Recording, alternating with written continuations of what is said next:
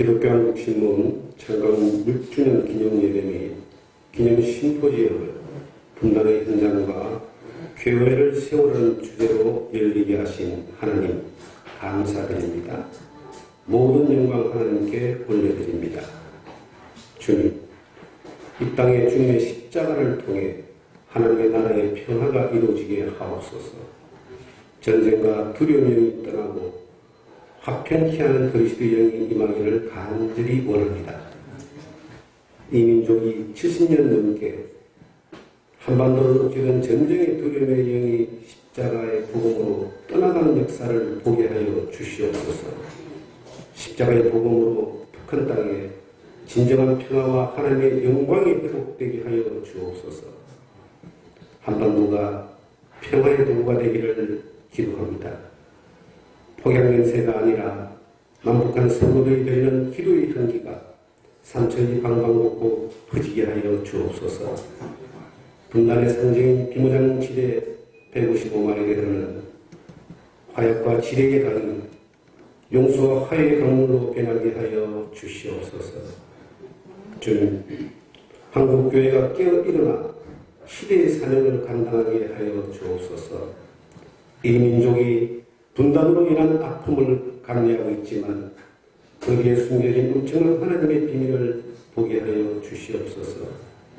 주께서 분단의 아픔과 눈물의 이야기를 평화와 복음의 이야기로 새롭게 하여 주실 줄 믿습니다.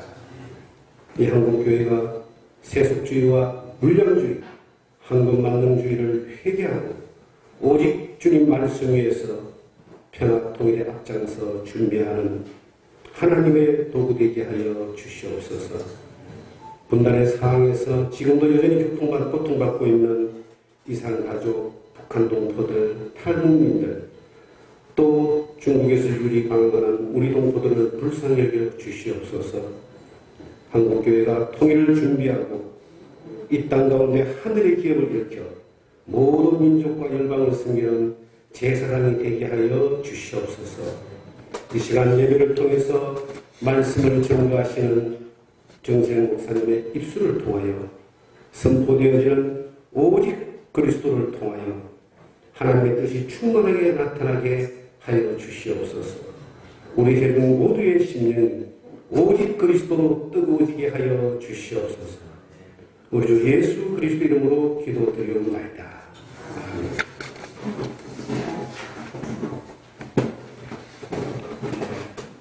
우리 정서영 목사님, 본지 상임동설위원이신 정 목사님께서 오직 그리스도라는 제목 말씀해 주십니다. 네, 기도하겠습니다. 하나님 아버지 감사합니다. 하나님께서 한국교회를 사랑하시고 지금까지 장족의 발전을 할 수 있도록 은혜를 베풀어 주신 것 감사합니다. 이 한국교회가 여러 가지 어렵고 힘든 과정을 지나고 있습니다만 우리 하나님께서 도와주셔서 한국교회가 새로운 힘을 얻고 전 세계 복음화를 위해서 한 번 더 하나님의 능력의 손안에 붙잡힐 수 있도록 우리 하나님께서 도와주시고 하나님께서 강권적으로 인도해 주셔서 놀라운 역사를 이룰 수 있도록 한국교회를 축복해 주시옵소서. 하나님 아버지, 한국교회가 많은 사람들로부터 지탄을 받고 있습니다. 그리고 한국교회가 사회 많은 사람들로부터 근심거리가 되기도 합니다. 이런 모든 과정이 다시 한번 한국교회가 거듭나야 한다는 많은 사람들의 질책으로 받아들이고 한국교회가 이 질책을 정말 충고로 잘 받아들이고 새로운 사명을 감당할 수 있도록 하나님 우리 한국교회 지도자 한 사람 한 사람 마음에 감동을 주시고 그를 행할 수 있는 능력도 허락해 주시옵소서. 예수님 이름으로 기도드리옵나이다. 아멘. 오늘날 한국에 가는 목사님들이 한국 교회를 걱정합니다. 금년 각 교단 총회를 보게 되면은 많은 성도들이 이미 교회를 떠났습니다. 더 걱정스러운 것은 앞으로 계속 더 많은 교인들이 교회를 떠나갈 것이다 하는 예측을 하고 있습니다. 저는 요사이 가끔 자다가 깨면은 잠을 자지 못합니다. 한국 교회가 무너지고 있는데 앞으로 어떻게 할 것인가, 어떤 대책이 있을 것인가, 이런저런 생각을 하다가 잠을 못 자는 때가 한두 번이 아닙니다. 한국 교회는 놀라운 속도로 빠른 성장을 했습니다. 어떻게 보면 한국 교회가 무너지는 것도 그와 같은 속도로 무너지는 것이 아닌가 하는 걱정까지 하게 됩니다. 저는 한국 교회가 어떻게 성장했는지, 정말 우리 한국 기독교가 종교 개혁에 그런 사상이 있는지 심히 걱정스럽습니다. 한국 교회가 성장할 때 그 과정을 멀리 이렇게 보지 않더라도 우리 유교 전쟁이 끝나고 많은 목사님들, 그 목사님들 가진 것도 없고 많이 배운 것도 없고 오직 내가 복음을 전하다가 이 세상을 떠나도 깨끗하게 떠나겠다는 그런 종말론적 신앙을 가진 많은 분들이 한국 교회, 초대 교회를 형성하면서 많은 사람들로부터 존경을 받았습니다. 얼마 전까지도 있었습니다만은 교회 성매함이라고 쌀통도 있었죠. 지금은 어느 때부터 다 사라지고 없습니다. 먹을 것이 없어서 교인들이 교회에 오면서 쌀 한 줌씩 갖고 와서 그 쌀이 있으면 먹고 없으면 그냥 굶는 그런 삶을 살면서도 한 줌에 흐트러짐이 없는 그런 삶을 사는 모습을 보여주셨습니다. 그런 목사님들 때문에 많은 사람들이 교회를 좋아하게 되고 교회를 존경하게 되고 교회를 사모하게 되고 그래서 한국 교회가 전 세계에서 찾아볼 수 없는 빠른 속도로 성장을 하게 됐습니다. 근데 지금은 어떻습니까? 지금은 그 열매를 다 까먹었습니다. 너무나 답답하다는 생각을 합니다. 종교개혁 사상, 우리 개신교가 가지고 있는 오직 성경, 오직 믿음이라는 이 진리조차도 교회 안에서 흐물어지기 시작했습니다. 언제부턴가 절대 진리를 왜곡하기 위해서 만들어진 종교다원주의 사상이 교회로 들어오고 교회 목사님들이 그 종교다원주의 사상을 받아들여서 인정하는 목사님들도 늘어나기 시작했습니다. 그 종교다원주의가 어떤 겁니까? 다른 종교에도 구원이 있다는 그런 말이 아닙니까? 교회 목사님들이 한국 교회를 다른 종교와 똑같이 취급을 하는 그런 문제가 생겼다 이런 얘기입니다. 그래서 성도들이 질문을 합니다. 목사님, 종교다원주의가 뭡니까? 예, 종교다원주의라고 하는 것은 제가 예를 들어서 설명을 합니다. 산이 있는데 그 산에 올라가기 위해서 동쪽으로 가는 사람도 있고 서쪽으로 가는 사람들도 있고 남쪽으로 북쪽으로 올라가는데 끝에 올라가면 다 정상에서 만난다. 그러니까 종교다원주의를 하는 것은 어떤 종교를 믿더라도 끝에 가면 다 하나님이 계시니까 어떤 종교를 가도 좋다 하는 이런 사상이다. 제가 그런 말을 하죠. 우리가 구원받는 것이 산에 올라가는 정도, 그런 정도 같으면은 얼마나 좋겠습니까?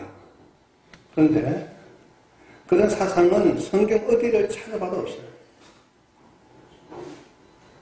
성경에 보니까 이스라엘 백성이 출애굽해서 이제 가나안 땅에 들어가야 되는데 에돔 사람들이 사는 지역을 통과하게 됩니다. 그런데 보통 때 같으면 하나님께서 그냥 치고 지나가라고 말씀을 하실 텐데 다시 광야로 돌아가라고 합니다. 광야가 힘들죠. 이스라엘 백성들이 하나님을 원망하고 모세를 원망합니다. 하나님께서 불뱀을 보내죠. 많은 사람들이 불뱀에 물려서 죽어가고 있습니다.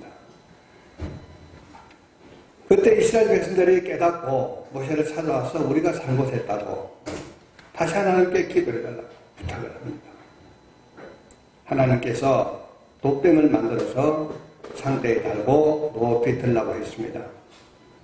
그리고 놋뱀을 쳐다보는 사람은 다 살려준다고 했습니다. 근데 사람들이 그 놋뱀을 쳐다보지 않는 겁니다. 왜? 어떻게 뱀에게 물렸는데 놋뱀을 쳐다보고 구원을 받느냐고 믿지를 않았습니다. 그 안 믿는 사람들은 다 죽었어요. 그리고 뱀에게 물렸으면은 약초라도 구하고 의사를 만나야지. 어떻게 놋뱀을 쳐다보느냐고. 그렇게 시간을 끌던 사람들도 다 죽었어요. 이 구원의 방법은 하나님께서 정하신 겁니다. 하나님께서 놋뱀을 쳐다보면 구원 받는다면은 그게 구원받는 길이에요. 다른 길은 없는 겁니다. 인간들의 이성으로 생각이 되든지 생각이 되지 않든지 상관없이 하나님께서 그 방법을 제시하시면 오직 구원의 길은 그 방법밖에 없는 거예요. 신약에도 보니까 예수님께서 요한복음 3장 14절에서 15절에 그렇게 분명하게 기록되어 있습니다. 모세가 놋뱀을 든 것 같이 나도 십자가에서 그렇게 죽을 거라고. 오직 예수만 믿으면 구원받는다고 그랬는데 내가 그게 뭘 더 보탤 게 있습니까? 예수님의 십자가 사역이 부족해서 그래서 우리가 어떤 행위를 더 보탤 게 있습니까? 어떻게 보면은 우리가 신앙생활을 하기 위해서 좀 더 헌신하고 좀 더 봉사하고 이렇게 하면은 이렇게 구원받는데 도움이 될 것이라고 생각하는 그런 사람들이 굉장히 많이 늘어났습니다. 어떻게 볼 때는 참 그게 신앙에 좋은 것 같지만은 굉장히 불경스러운 얘기죠.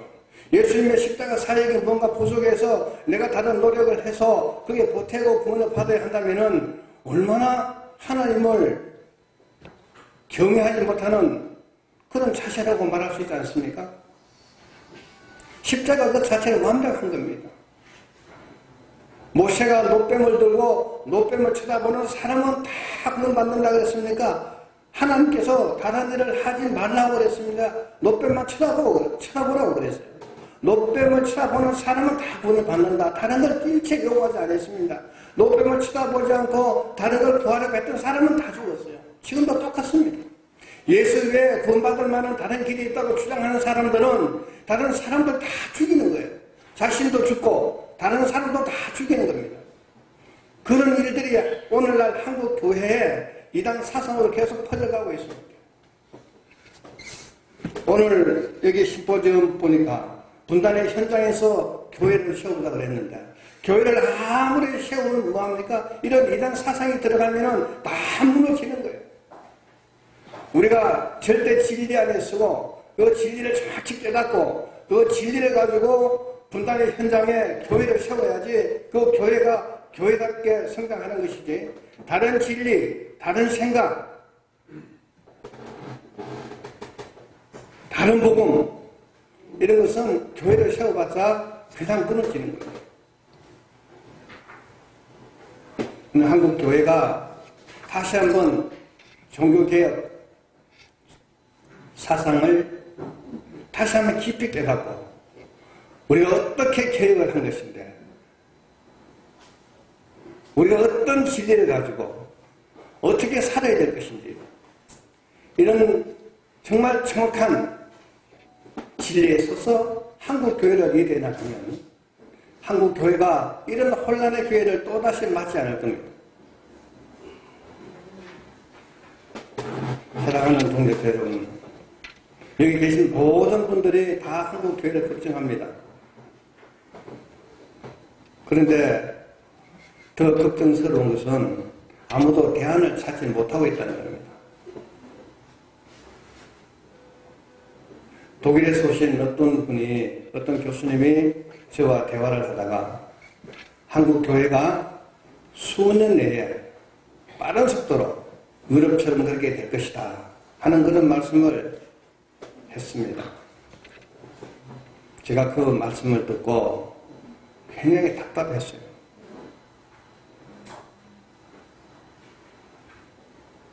정말 그렇게 될 것인가? 김중건 목사님이 돌아가시기 전에 저와 대화를 하면서 내가 죽고 나면 그때부터 10년 안에 대학교 안에 모든 기독교 동아리가 없어질 것이다. 그런 말씀을 했는데 사실이 됐습니다. 우리가 다시 한번 이 시점에서 우리 모든 교회 지도자들이 정신을 바짝 차리고 정말 철저한 진리에 서서 다시 한번 한국 교회를 바라보고 한국 교회의 미래를 바라보고 정확한 진리 안에서 성장하지 않으면 앞으로도 희망이 없을 것이다. 신앙의 열정이 세속적인 복음으로, 기복주의 복음으로 이런 다른 복음으로 한국 교회가 성장하다 보니까 끝에는 이런 문제가 오게 된 것이다. 이렇게 말하는 분들도 많습니다. 우리는 다시 한번 이 시점에서 오늘 이 기회를 통해서 우리 신앙의 모습을 한 번 더 보고 바른 성경 그리고 진리에 서서 다시 한번 한국 교회를 새롭게 성장하고 발전시키는 주역이 되기를 주님의 이름으로 축원합니다. 기도하겠습니다. 하나님 아버지 감사합니다. 부족한 저희들 불러서 너무나 귀한 사명을 맡겨주셨습니다. 저희들 하는 이 일이 하나님께 영광이 되도록 또 이 일이 우리 개인의 일이 아니라 하나님의 영광을 위해서 우리 각자에게 주신 세상 끝까지 복음 전하는 그 일에 우리가 나름대로 잘 쓰임을 받고 끝내는 하나님께 충성스러운 종으로 살아왔다는 이런 칭찬을 받는 그런 삶을 살아갈 수 있도록 저희 한 사람 한 사람 하나님께서 지켜주시고 하나님께서 인도해 주시고 하나님께서 간고도로 붙잡아 주셔서 오늘 이 시간 이후로 한국 교회가 지금 이 수렁에서 벗어나서 새로운 변화를 겪는 새로운 성장의 역사를 시작하는 그런 시간이 될 수 있도록 하나님 축복해 주시옵소서. 예수님 이름으로 기도드리옵나이다.